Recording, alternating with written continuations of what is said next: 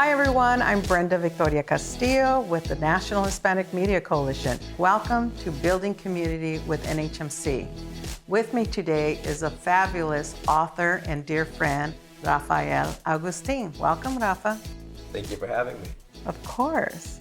So Rafa, you know I adore you. And the feeling is mutual. Thank you. And you're on this journey. I'm so proud of you. You've written your first book, and this is the first of many. So share with us, why did you decide to write a book, and why the name, Illegally Yours? First, it's been a crazy journey to go from being like an English learner to being able to write an English language book. I was thinking about that this morning, like, wow, what a crazy journey.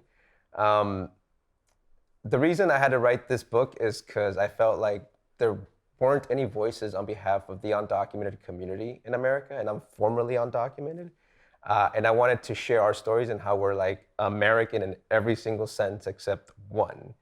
And even that, I argue, we didn't break any laws that other American families didn't break, or are we ignoring the Native and Indigenous people of this country?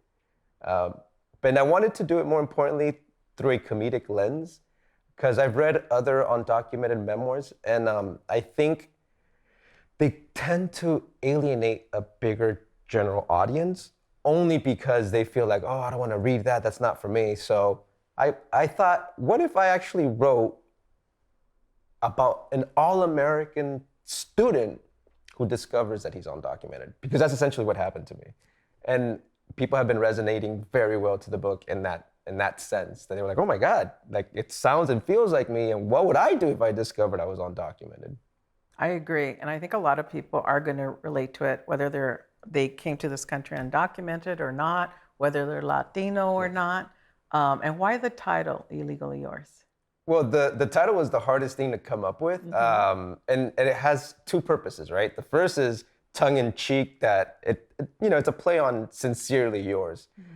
But the other is, well, if we are undocumented, it's because you made us that way. So we're illegally yours. That's true. So let's talk about the early years. Yeah. And you talk about America being, magical as a young child. How did that come to be? Well, I mean, the first time I heard the word America, I remember we took my uncle to the airport. I was like 5 years old. This is in Ecuador, South America. And I looked at that plane as it took off into the sky and it disappeared into the clouds. And I asked my mom, I was like, where's Tío Andrés going? And she's like, he's going to America. And I looked up and I was like, oh my God, America is a place in heaven. Like, obviously, that's what I always thought growing up. So when we were coming to America, I was like, oh my God, I'm going to heaven. This is great. And I grew up with a lot of American pop culture. Like, and in South America, we get a lot of the American film and TV shows. I grew up watching Rambo, and American Ninja was like my ultimate back then. Now, you probably don't even remember who he is. It starred American heartthrob Michael Dudikoff. No one remembers him. God bless him. And I grew up with a lot of Disney shows and Lone Ranger and the 1960s Batman TV series, dubbed in Spanish, of course. So when I landed, I was in search of that America that I saw. And it was nowhere to be found. It was kind of like heartbreaking. I was like, we're all like the rich white people.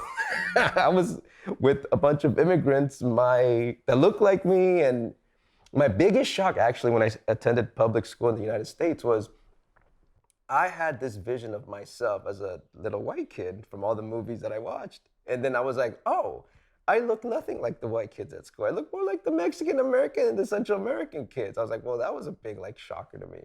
So how old were you when you came to the United States? I came at 7 years of age. 7 years old. Yeah. And it was like 1988, so LA was very exciting because like the Dodgers won the World Series, the Lakers won the NBA championship, Guns N' Roses was the biggest band in the world. They were from LA, so I was just so happy to be in LA. And in fact, we came on 4th of July weekend, and it's so funny because here I am, a little ethnic kid looking out the window, and there's these fireworks going up in LA, and I was like, clearly those fireworks are there to announce my arrival. Like, that's what's happening. Let's stay on, TV and films and books and, representation and how that really matters. because what you saw on TV or films is all that you knew about the United States of America.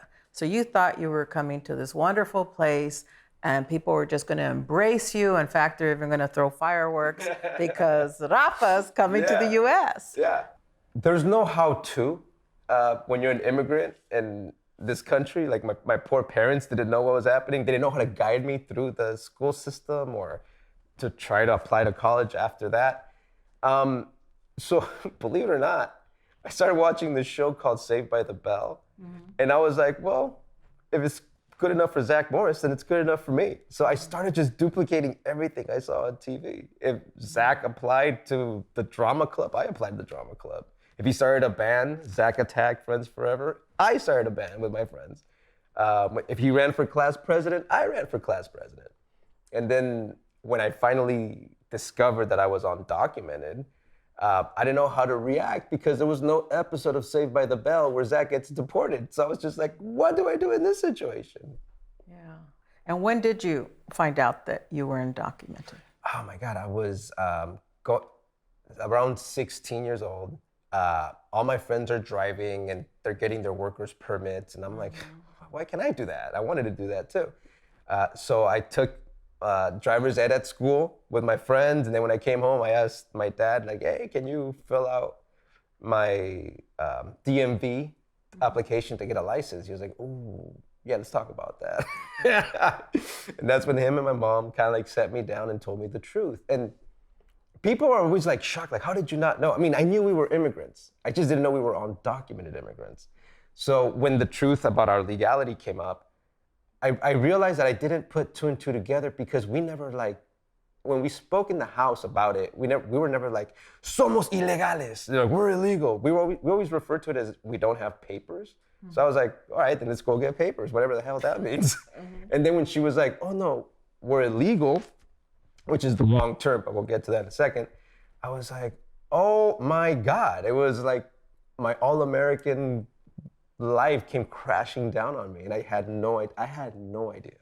I think in reading your book, there was a couple of other kind of things that occurred in your life where you were like shocked that you're not in this magical place, that it's not such an embracing, country. And I think one of them was that I think some family took you in, but you were really living in the garage. That was when we first came to this country. That was my Tia Teresa's garage. Again, I mean, in South America, I was like this privileged little white kid that lived in my grandparents' house that was relatively big.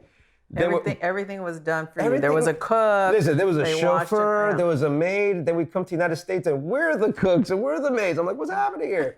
And then we're living in a garage. I was like, how do we downgrade? Like, this is terrible. And then my parents are working all the time. I never see them. All of a sudden, I'm a latchkey kid.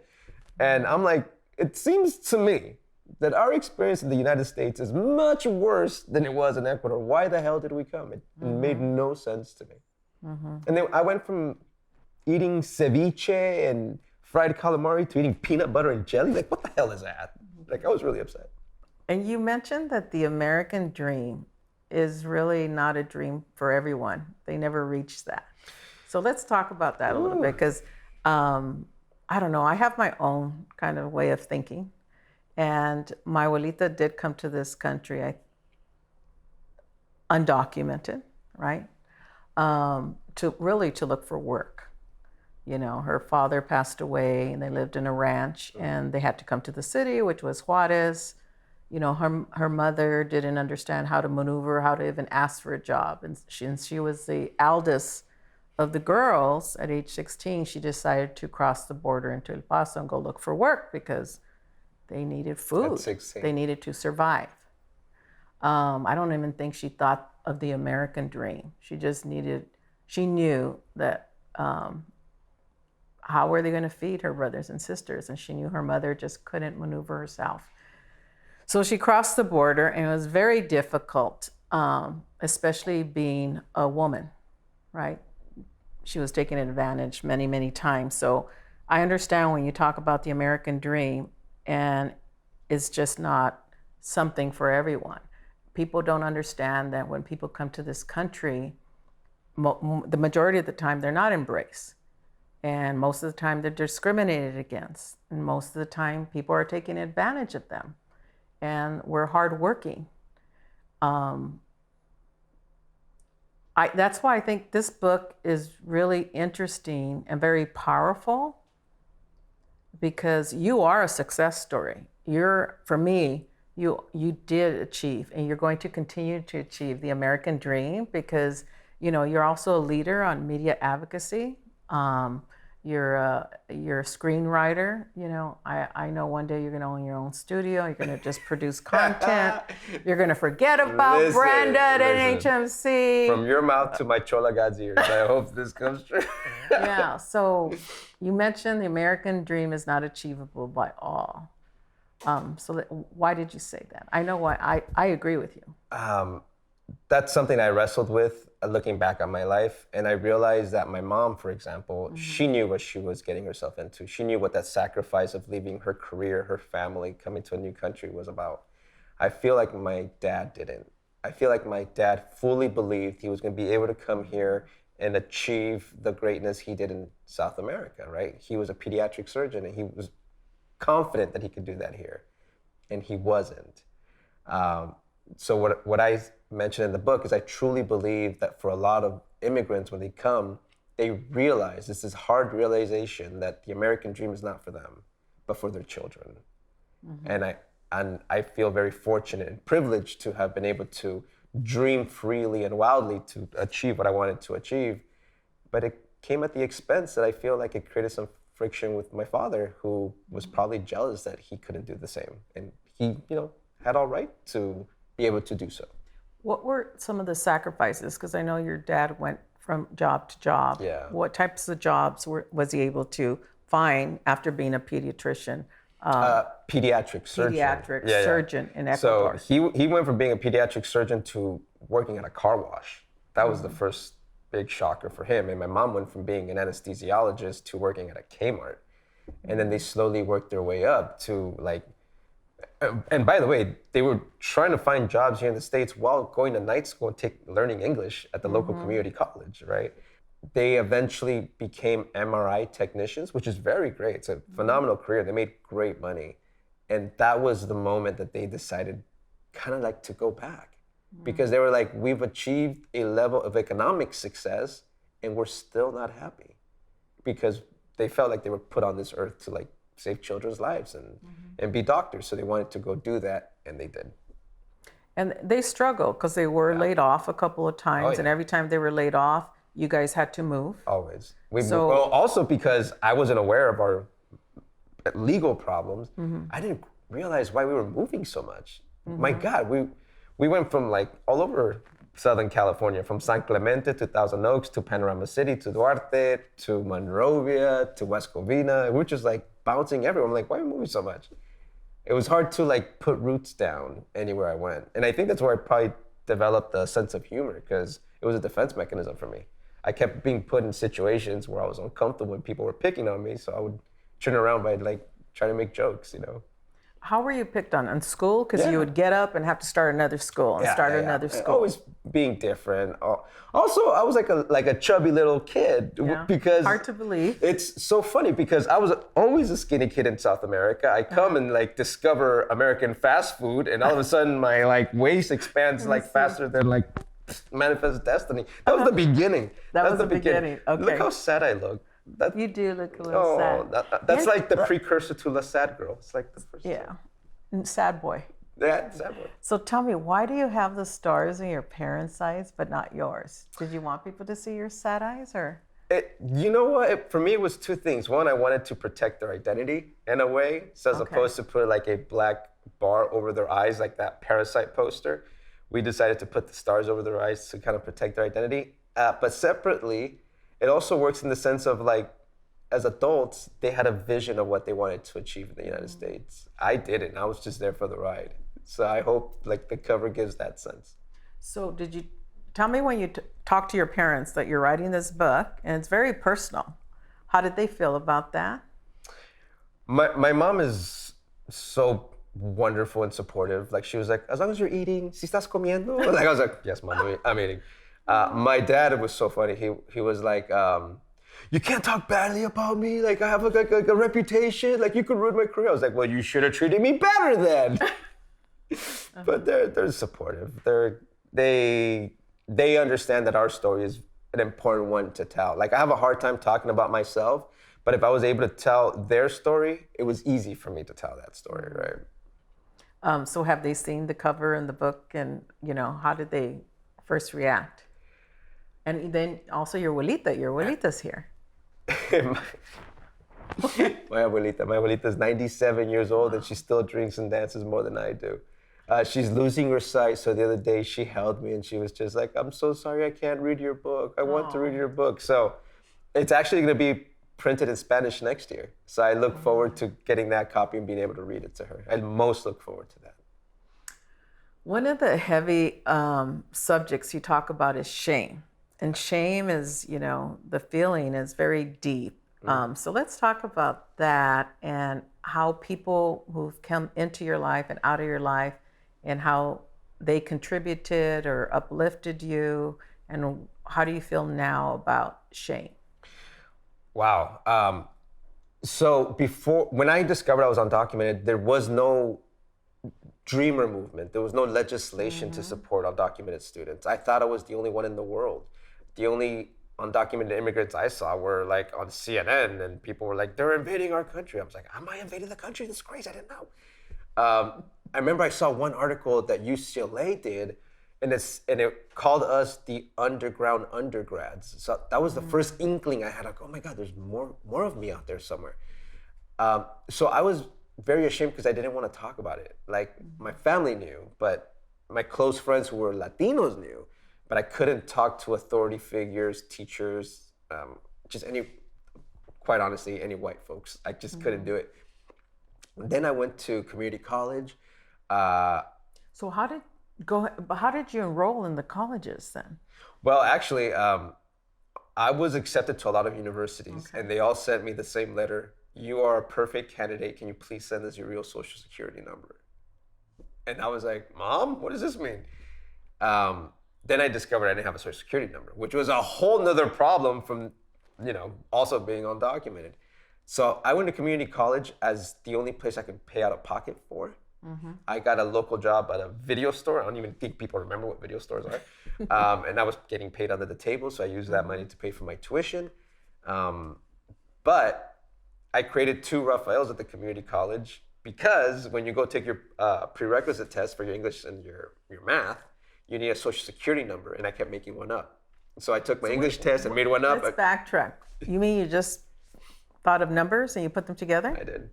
Okay. I mean, we're efficient. We're like clever folks. Like, let's go. My abuelita was a little bit more professional. She went downtown. She actually, went and got a social security with a photo and a card and all that because people did that, not legally, but it got her through. I was like, let's see if they check. They checked. So I created 2 Rafaels at the school. One that was good at math and bad at English, and the other one that's good at English and bad at math. That's funny. No wonder you have identity problems. I do. It's terrible. And then it took me like a whole year to discover what I had done. I'm in this remedial math class, and I'm like, wait, what am I doing here? But ultimately, in community college, I took a speech and debate. I took a speech and debate class, and I met my speech coach, Lisa Reinhardt, and her husband, Stephen T. Siegel, and the 2 of them became like mentors to me. We started like traveling during these speech competitions. They helped me write a speech about the need to reform our immigration system. We became very close. Like they would come over the house and eat my mom's shrimp ceviche with me. And then, believe it or not, they chose me to go represent the school at an international competition in Prague. And she gave me the news in her office, and I was like, I can't go. And she was like, why not? And I was like, oh my God, do I tell her? This is so crazy. Like I've held this secret for so long. I haven't told anybody, but she seemed so supportive and amazing and has been like a great mentor to me. So I finally told her. She was the first essential white person I ever told that I was undocumented. And it was her reaction that really changed my life forever, because she could have been offended, disgusted, called authorities, deport me, whatever. Instead, she was so caring and so loving and started picking up the phone and calling lawyers, calling the administration, calling the college president. And I realized in that moment that, I don't need to have shame about this. Like, it's not that bad. And people do want to help me once they know my story. And yeah, she, in a weird way, helped me overcome my shame about being undocumented. How did that shame even come to be? Was it there before you found out that you couldn't get a driver's license, I mean, obviously growing up in Southern California as an immigrant who was learning English and who was a Latino,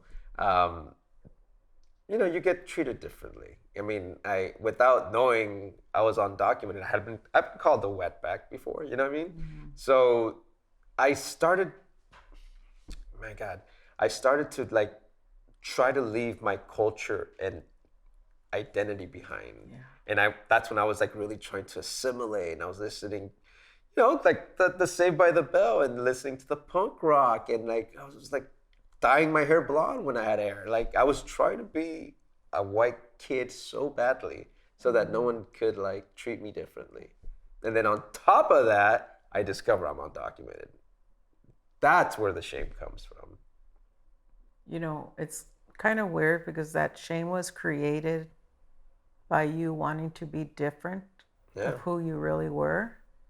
And then now if you look back, someone might think you're ashamed because you did that.